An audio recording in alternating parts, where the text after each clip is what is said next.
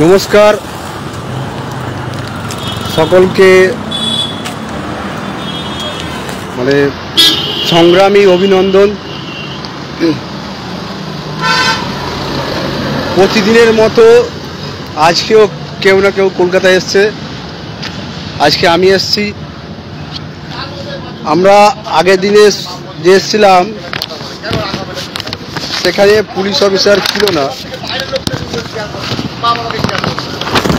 তো সেই জন্য আগের দিনকে কাজটি হয়নি।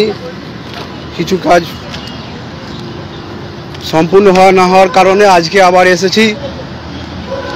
আজকে ফাইনালি রিসিভ করে নিয়েছি, আজকে ফাইনাল রিসিভ করে নিয়েছি। একদম দেখতেই পাচ্ছেন, এটা রিসিভে স্ট্যাম্প দেওয়া আছে। সবাইকে বলবো তৈরি হন, আপনারা সবাই তৈরি হন। আমরা আমাদের যতক্ষণ না ইন্টারভিউ নিচ্ছে তত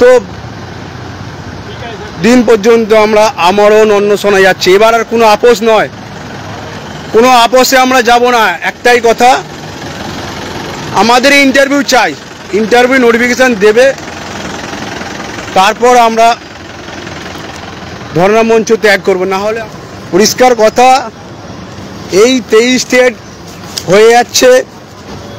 এরপরে যদি না আমরা যারা 22 পাস করে আছি, এরপরেও যদি না আমরা বুঝি যে আমাদের সামনে কত বিপদ, তাহলে আর কিছু বলার নেই। যারা বাড়িতে জেগে ঘুমাচ্ছ, এত করে বলে বলে তাদেরকে ঘুম ভাঙাতে পারছি না।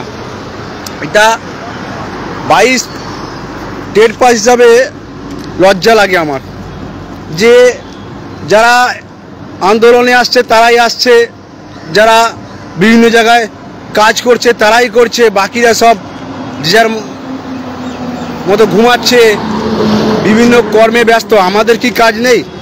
আমাদের কি পড়া নেই? না আমি টেট পরীক্ষা দেবো না?